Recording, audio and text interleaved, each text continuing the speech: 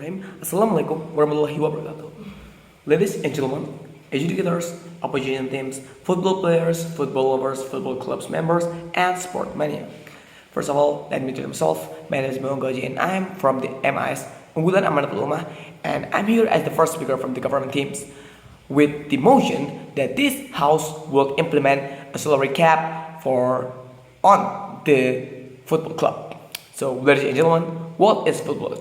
I mean, it's a popular sport in the world. Everybody's world know what is football. But I'm gonna say that football is a simple game that consists of 22 players, 11 people each teams that running around the field just chasing some little cute things we call balls. So, ladies and gentlemen, before I start my argument, I want to say the limitation for this case. The limitations surrounding the implementation of a salary cap on football clubs will recognize that such a measure may face initial resistance from some clubs and players who fear potential limitation on their earning potential. I know additionally it is essential to consider the potential challenge associated with determining an appropriate salary cap that takes into account the diverse financial situation of the clubs. However, despite this limitation, we firmly believe that implementing a salary cap is a crucial step towards addressing the financial disparities within professional football. And now, let us delve into the background information that provides context to our next argument. The background here is that football clubs have become increasingly entangled in a web of excessive spending, which has led to financial instability and, in some cases, even club bankruptcies. The pursuit of success has often outweighed financial prudence, creating a significant gap between the have and the not have clubs in the footballing world. As this has resulted in a lack of a competitive balance and diminished the appeal of the sport fans around the world.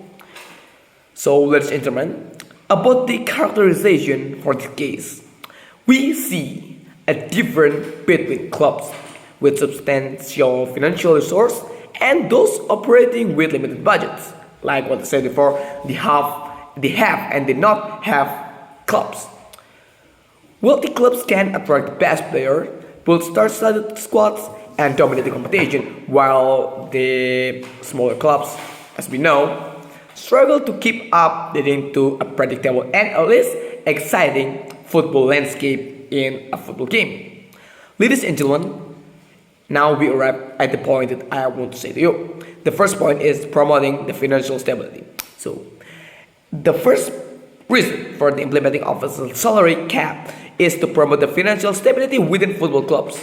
By setting limits on player wage, we can prevent clubs from overspending and accumulating unsustainable debt. This ensures the long-term viability of clubs and protect them from the risk of bankruptcy. Evidence from past financial crises in football, such as the case of Portsmouth FC, has shown to us the devastating consequences of the unchecked spending on player wage. So it's one of the most dangerous things happen in this case. The second point is fostering the competitive balance. The second reason to implement a salary cap is to foster the competitive balance in football. By leveling the playing field, clubs with limited budgets can compete on a more equal footing with their wealthier counterparts. So it will be a stable fight. It will be a same and a balanced fight for the two clubs. No matter how wealthy are they, or no matter how small are they with the budgets. And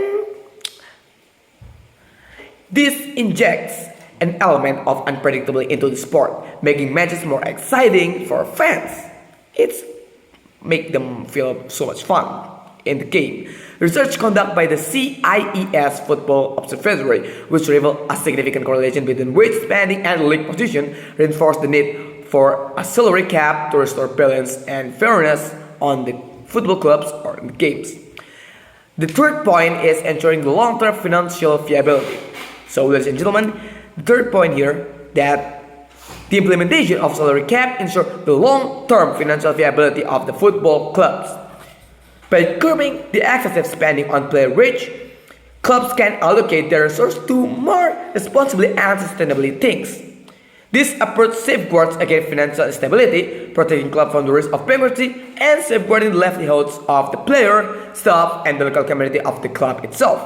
The financial stability created by the safety cap enhances the overall sustainability of the sport and prevents club from the falling to the pitfalls of the unchecked spending, like the last case I say is from the Portsmouth FC.